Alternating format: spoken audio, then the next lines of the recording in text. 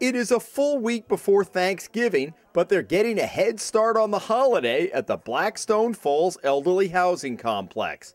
A turkey dinner with all of the fixings, courtesy of City Councilman James Diossa, who happens to also be running for mayor. In a time-honored political tradition, Diossa is here with a slew of volunteers that feed the 24 people who show up, while the candidate makes a pitch for why he should be the next mayor of this financially beleaguered city.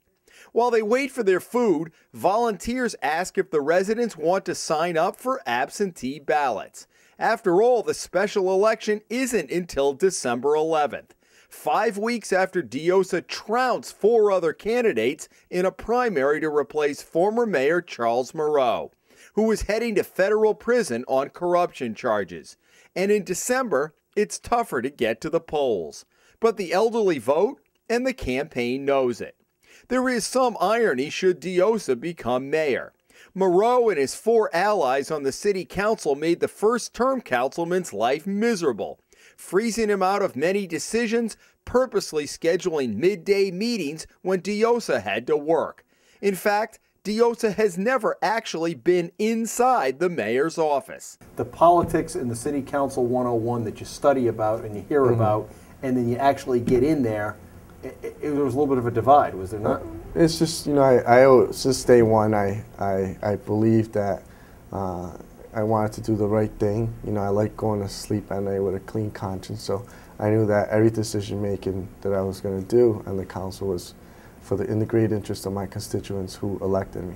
But your fellow councilors didn't make it easy for you at the beginning, did they? It was interesting, but I always tried to make it about my constituency and not about James Diossa or the other council members. When Mayor Moreau proposed putting the city into receivership nearly 3 years ago, Diossa voted against it. I would request budgets and none of the information was being provided.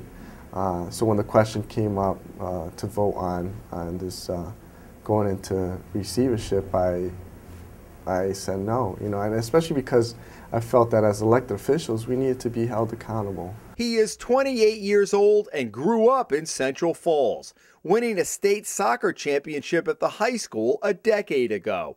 His parents moved here from Columbia 3 decades ago, and in many ways he is the face of a city whose demographics have changed drastically. He's attracted campaign contributions and help from outside the city, including the support of Providence Mayor Angel Taveras, who we met at a Latino elected officials conference a few years ago. In fact, a top Taveras official was dishing out the food at Blackstone Falls that day, and others in the administration have campaigned for him. His opponent, former City Police Chief Joseph Moran, says Diossa is too young and inexperienced to be mayor. Do you take offense when people say you're too young or too inexperienced to be the mayor?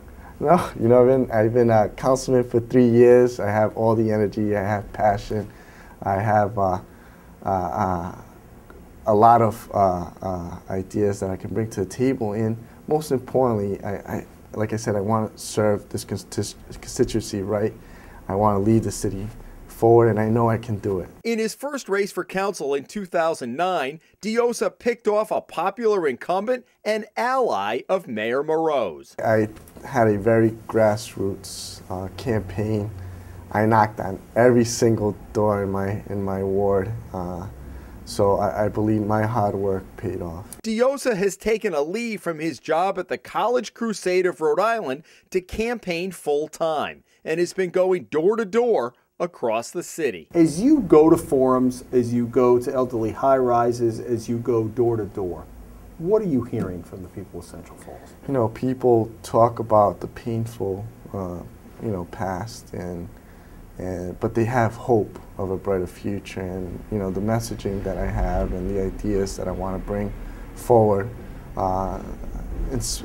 create that hope once again, and they believe that the city can be great again, and I know it can be. He has heard the talk about merging Central Falls with other communities. What is your reaction when people say,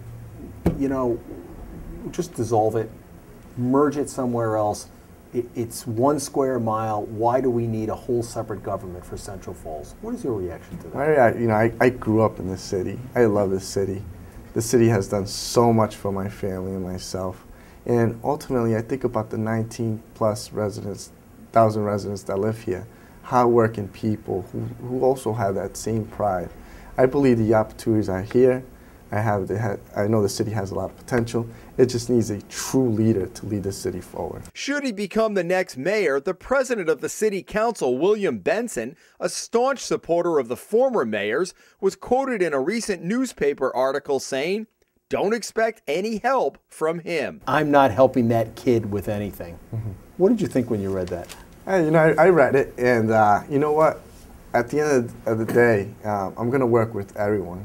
I can't do this alone. I need everyone's support to move this city forward. A politician who is unwavering in his effort to take the high road and to look ahead. I've talked to many individuals in the business world, and they say, you know what, Central Falls is a great city. It's close to 95.